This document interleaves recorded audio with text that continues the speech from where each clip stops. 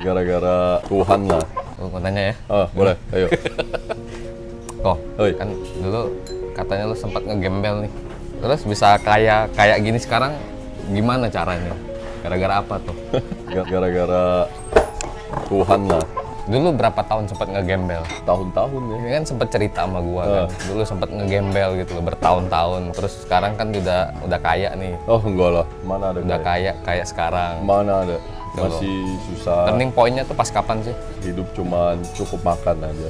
Turning point-nya pas kapan? Pas ini buka bisnis perizinan atau gimana? Pas pulang dari Australia, sebenarnya di sana masih jadi karyawan di restoran. Cuman waktu Imlek itu minta izin pulang. Oh, lu dulu masih kerja di situ di Australia? Iya di kok? Australia. Jadi Kerja dulu di Australia? enggak kerja sebenarnya, tapi izinnya sekolah. Visanya visa 2000. student? Iya, visanya visa student. Jadi 2008 itu usaha orang tua saya bangkrut, kayu pabrik di Tangerang. Oh, Terus 2010 kan kalau nggak salah di Indonesia krisis kan, mau kerja apa susah, Oh. semua usaha sepi. pas dari balik ke Australia akhirnya Buka perusahaan taksi online. taksi online dulu. Ya. Nggak, sebenarnya bukan buka sih, sebenarnya narik taksi online dulu. Oh, jadi driver? Iya, jadi driver. Ngegembel. Jadi kan waktu di Australia saya pikir saya gaji di sono 40 juta rupiah. Kalau dirupiahin di sana tuh sebenarnya cuma 3.800 sampai 4.000 dolar. Lumayan ya, gede juga zaman berapa 2010 2012 ya? 2012 saya berangkat, Oh, 2016 saya pulang. Tapi waktu 2012 kan pertama sampai di Australia masih sekolah sambil kuliah, kerjanya tuh nggak bisa banyak dan nggak ada orang yang mau kasih kita kerjaan penting. Jadi kita kerjanya yang serabutan, yang cuci mobil, yang cuci piring, yang nyapu ngepel. 1 jam masih 15 dolar. 1 jam 15 dolar. Ya, jadi saya beruntung ya, orangnya sedikit pinter, bergaul dikit lah. Jadi saya bertemannya sama orang Hong Kong. Mereka orang Hong Kong kan banyak kan pengusaha. Ya. Jadi saya dikenalin banyak pengusaha Hong Kong supaya saya kerja. Ikut orang Hong Kong, ikut orang Jepang, mereka tuh bayarannya bagus. Ikut orang bule. Tapi kalau saya ikut orang Cina di Chinatown, mereka tuh suka ambil kesempatan karena kan dia tahu kita sekolah nggak boleh kerja lebih dari 20 jam. Pendatang lagi. Ya, pendatang, mereka tuh akan bayar kita lebih rendah jauh dan melanggar. Harusnya UMR-nya 1 jamnya itu 16 dolar. Oh, Mereka cuma bayar kita bisa 8 dolar. dipotong separuh ya? Ya, atau juga bisa juga kerja di peternakan kan. Peternakan kan sedikit orang yang mau, tapi orang-orang yang gelap, yang dari luar negeri, manusia kapal itu mereka sering lari ke sana. Cuman peternakan itu juga aman sebab razia tuh jarang masuk ke sana, razia polisi. Jarang orang mau masuk ke sana ya, Raji ya? Ya, bayarannya 8 dolar per jam. Kecil, kalau di sana tuh harusnya 16 dolar waktu itu per jam. Terus pas balik ke Indonesianya, jadi bisa kayak sekarang? Jadi Karena apa orang-orang Hong Kong itu mungkin? enggak. Enggak juga, karena Tuhan tadi tetap. Ada turning point-nya pas kapan kok itu loh? Apa Turning ketemu point. seseorang yang baik kah? Terus you get kayak privilege atau lu ketemu apa ya istilahnya? Kayak sebuah dewa penolong lah. Jadi waktu saya jadi supir taksi online kan, berusaha baik kepada semua penumpang. Bukan berusaha baik sih sebenarnya. Emang harus baik. Karena saya udah putus asa, hidup itu nggak bisa punya duit, sehingga saya udah nggak mikirin lagi gimana caranya kaya. Saya udah putus asa, sehingga saya ketemulah rumus, udahlah saya pasrah jadi orang baik. Jadi orang baik aja hidup susah, apalagi kalau mau jadi orang jahat. Jadi selama saya narik taksi online itu ya, seringkali penumpang itu kasih saya uang tip. Tapi saya tuh dengan begonya ya, saya selalu tolak. Kenapa kok ditolak? Orang udah susah, nggak ada duit, dikasih tip nggak mau lagi terima. Nah itu dia, saya sering kali setiap pulang ke rumah ya, mama saya tuh kan yang suka bantu saya simpenin duit saya. Setiap pulang saya setoran ke mama saya. Mama saya tuh sering marah sama saya. Kenapa orang mau kasih tip kamu nggak terima? Kita kan mau beli sayur di rumah. Iya. Saya diem aja, tapi dalam hati saya bicara gini loh, saya udah putus asa nggak bisa kaya. Cuman Tuhan yang bisa bikin saya kaya. Kalau saya mau kaya dari Tuhan, saya harus tunjukin perilaku saya yang sesuai seperti yang Tuhan mau. Jadi kalau ada orang kasih, saya tahu itu bukan kewajiban saya dan bukan hak saya. Sehingga saya langsung jawab ke konsumen, saya bilang, terima kasih om, atau tante, atau kak, atau cici, atau koko. Saya udah dapetin uang saya. Itu bukan, uang tip itu bukan hak saya, bukan kewajiban saya nggak akan mau terima. Saya udah cukup dengan bayaran saya. Nah, sering juga saya tuh sering bantu bantu banyak orang. Tapi saya nggak bilang saya bantu sih. Selama kita narik taksi ya, pasti ketemu orang-orang yang nggak mampu kan. Betul. Ada aja pasti. Ada yang biksu saya nganter mereka kuliah di Trisakti di Intar. Jadi mereka sebenarnya punya duit kok. Mereka dompet itu pakai kain gitu. Nggak bayar saya 26.000 atau berapa. Saya langsung tolak. Saya bilang, biksu ini nanya. Saya bilang karena biksu melayani Tuhan kan. Izinin saya juga melayani Tuhan saya. Sering juga orang gereja, sering juga anak-anak sekolah yang masih kecil begitu mau bayar patungan. Saya langsung bilang, udah simpan aja duit ini. Mereka anak-anak kecil kan kalau ngomong bisa langsung ceplos-ceplos tanpa direm. Mereka bilang, kok abang baik sih, abang baik sih. Saya nggak mau cerita terlalu banyak sama anak-anak. Saya cuma bilang gini, kalau menurut kamu abang baik, kamu salurin ini kebaikan lagi buat orang-orang lain. Jadi dia estafetin ya, dia lanjut terus. Saya juga ada bilang, pernah ada juga nenek-nenek, oma-oma gitu kan. Saya temenin ke rumah sakit Cengkareng, BPJS. Dia cuci darah rutin. Sebenarnya anaknya itu punya duit. Anaknya cuman sibuk kerja di Sudirman. Dia pesen taksi online, dia telepon saya, titip ya mama saya, tolong bawa, terus tungguin, terus antar lagi pulang, nanti uang saya bayar. Nah, saya kan cuci darah itu kan kalau nggak salah 1 jam apa berapa jam, tapi abis itu harus istirahat tidur di rumah sakit. Jadi nggak bisa langsung saya bawa karena pusing. Jadi selama 3 jam itu saya nungguin oma. Jadi saya nggak mungkin dong saya tuh diem kan nggak dapat duit. Saya terpaksa nyari taksi angkutan penumpang yang murah-murah. Jadi waktu si oma udah jamnya, saya langsung balik lagi ke rumah sakit jemput oma.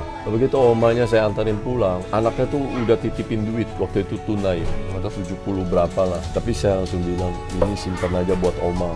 Saya tuh masih sehat, masih bisa cari duit. Oma beda. Oma kasih paksa terus, ini jangan. Percaya oma dengerin saya. Saya masih banyak lagi sih kalau mau diceritain. Banyak Pokoknya banget. intinya kan setiap saya pulang, mama saya marah aja kalau saya cerita gitu. Tapi dalam hati saya berasa iman itu memang cuma sekecil biji sesawi. Tapi dari biji yang kecil itu bisa tumbuh yang besar, lebat. Itulah seperti iman saya. Walaupun ini nggak nyata dan belum nyata dan belum kelihatan, saya percaya suatu hari nanti pasti terjadi. Makanya ya, saya setiap hari dulu cuman bisanya berdoa. Pagi berdoa, pulang malam berdoa, makan berdoa. Saya cuma bilang sama Tuhan, saya percaya uang itu dari Tuhan. Cuma Tuhan yang bisa kasih. Kalau saya mau punya uang yang dari Tuhan, saya harus jaga perilaku saya sesuai yang kehendak Tuhan. Setelah saya jalanin itu, ternyata saya juga nggak tahu kenapa bisa sampai di titik sekarang. Dulu tuh yang uang tuh susah banget, nggak punya uang. Kalau orang bilang 5.000, orang punya 50.000 gitu, saya tuh nggak punya. Sampai kalau teman saya ada yang kasih tahu orang tuanya meninggal gitu ya, mau melayat gitu, saya tuh takut datang. Saya tuh sebenarnya ya, saya punya kenangan terhadap mamanya. Padahal, jadi teman saya punya mama meninggal, saya punya kenangan karena dulu pernah badung sama dia, mamanya sering marah-marah sama kita. Punya kenangan. Saya tapi mau datang tuh ya, saya bingung Sungkan gimana ya, cara kasih amplop ya. Iya. Sebab di bagian depan itu kan pasti ada yang Biasa bagian tempat amplop penerimaan kan. tamu ya. Iya, makanya. Jadi dari driver taksi online punya mobil taksi online, habis itu sekarang katanya punya banyak ruko nih. Enggak lah. Enggak lah. Banyak banget perubahannya kok. Jadi punya banyak ruko yang lagi mau di develop ke bisnis semua ya sekarang ya. Enggak lah, beruntung lah. Enggak banyak lah. Cukup. Banyak, ada berapa kalau nggak salah? Ada 20 atau 30 kalau nggak salah. Dari seorang driver taksi. Enggak lah. Sekarang punya 20-30 ruko lebih kurang. Terus sekarang semuanya bisnisnya katanya mau dibuat apa? Bisnis periziran. Apa nih Gapura Office. Iya, Gapura Office. Gapura Office. Kenapa namanya Gapura kok? Kenapa Jadi, nggak PT 6 Sekawan Abadi gitu kan? 7 Sekawan Abadi. Waktu dulu saya jadi supir taksi online, sebenarnya saya bukan mau jadi supir, tapi saya mau bikin usaha. Tapi usaha tuh harus dimulai dari bawah. Saya harus dalamin dulu, ngertiin dulu semuanya, baru saya bisa jadi pengusaha di bidang itu. Nah, Jadi, ngerti. waktu di Australia itu sebenarnya saya mau ambil PR. Saya harus kumpulin poin, dari 40 poin, saya harus jadiin 100 poin. Tapi teman saya di Australia itu mahasiswa juga dari China.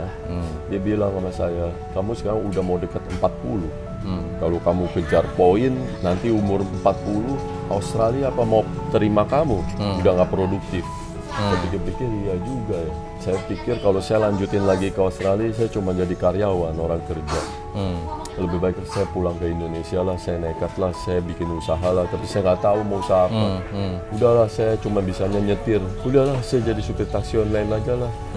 Akhirnya dari supir taksi online itu saya tuh udah targetin, saya bikin goal setting, saya nggak boleh lama-lama jadi supir taksi online. Saya cukup 1 tahun. Setelah itu saya akan bikin perusahaan taksi online. Saya akan duplikatin diri saya menjadi Frankie A, Frankie B, Frankie C, Frankie E, Frankie Z. Semua akan saya jelasin apa yang biasa setiap hari saya lakukan. Saya akan contohin, saya akan jadi contoh buat mereka supaya mereka bisa lakukan hal yang sama seperti saya lakukan. Jadi mobil kita dulu ada banyak. Mobil kita tuh sampai ada 487 unit. 487 unit. 87 unit. Kalau satunya berapa tuh? 200, 300 saja berapa sudah tuh? Jadi awal mulanya tuh bukan langsung begitu banyak, tapi mulai dari 1, 2, 3, bertahap 4, 5, ya. Jadi dulu saya tuh mau kredit tuh nggak bisa bang, semua tolak ya. Tapi setiap uang itu saya dapat dari taksi online, saya tuh udah janji sama diri sendiri. Setiap hari itu harus bawa pulang uang 800.000 tunai. Kalau nggak dapat uang 800.000 tunai, saya nggak akan pulang. Makanya nasib saya tuh di jalanan. Saya tuh dari jam 5 pagi bangun, saya tuh udah masak sendiri telur dadar. Buat bekal ya, bawa di jalan. Saya punya rantang besi yang 3 susun. Telur itu saya bikin buat siang, kan paginya saya udah makan. Siang sama malam. Atasnya lagi tuh kalau ada sayur yang harus dipisah. Jadi nasi buat siang, nasi buat malam, sama telur dadar 2. Jadi telur dadarnya itu cuma 1. Kalau orang kan makan nasi segitu banyak, telur dadarnya harus 2. Kalau saya makan nasi segitu banyak, telur dadarnya cuma 1. Jadi telurnya saya coel dikit, nasinya banyak. Hemat jadi ya. Iya, sebab saya nggak bisa masak banyak-banyak. Yang paling gampang, paling cepat. Padahal dulu di Australia saya kerja terakhirnya tuh sampai jadi asisten koki. Ya, padahal sebenarnya bisa dong bikin makanan. Cuman kan kalau buat diri saya sendiri, saya nggak perlu makan yang enak. Saya perlu cukup makan biasa aja udah cukup buat saya. Makanya saya cuma telur gitu. Tapi kadang-kadang malam tuh suka ada sayur sisa di rumah, ikan gitu, sayuran, sayur mayur gitu ya. Saya suka bawa pagi-paginya. Yang bikin saya sedih itu ya, enggak sih sebenarnya, enggak sedih sih. Gimana ya ceritanya? Kalau siang itu kan dimakan masih enak, tapi malam saya kalau makan udah gak basi nasi saya tuh udah keras. Kita makan tuh jadi nggak enak. Saya ingat banget dulu makan tuh air mata saya sampai masih keluar karena itu nelennya susah. Keras ya, keras. Belum lagi kalau ada sayuran yang sisa kemarin malam, saya makan lagi malam, jadi keras. Sebenarnya udah nggak ada rasanya. Enak apa nggak enak udah nggak bisa ngomong lagi. Cuman namanya saya manusia biasa kan. Saya kalau nggak enak kan pasti selera kita hilang kan. Saya suka tutup lagi rantang saya. Saya langsung simpen lagi. Saya narik taksi lagi sampai malam, sampai saya merasa benar-benar lapar. Nah begitu lapar, makanan saya tuh langsung saya makan lahap. Jadi kalau udah lapar udah hilang rasa nggak enak ya. Jadi kenapa bisnis perizinan kok, nggak bisnis yang lain? Masalah bisnis perizinan ya. Jadi kan gini ya. Saya dulu awalnya perusahaan taksi online sebenarnya. Jadi dari mobil 1, 2 itu saya beli tunai semua. Dari uang 900.000 yang saya titipin mama saya. Cuman dari uang asalnya 900.000 bisa 800.000. 800.000 bisa jadi 487 mobil. 487. Luar biasa. Jadi itu juga bukan mobil kita semua sih. Jadi terakhir jalanin taksi online tuh memang nggak gampang. Jadi ada perusahaan taksi online yang di Depok yang mobilnya banyak, nitip kelola sama kita. Jadi kalau mobil kita sendiri total mungkin 160-an atau sampai 200 lah gitu. Tetap aja dari 800.000 berkembang, dikelola, dikembangkan jadi 100. Banyak banget itu. Ya, jadi sebenarnya 800.000 yang saya kasih mama saya tuh ya, saya benar-benar kasih. Saya bilang, mah, pakai aja ini buat sayur, buat beli apa aja yang mama mau. Sebenarnya saya udah nggak begitu pikirin masalah bisnis saya. Saya pikir udah saya percaya sama Tuhan, Tuhan yang akan kasih saya.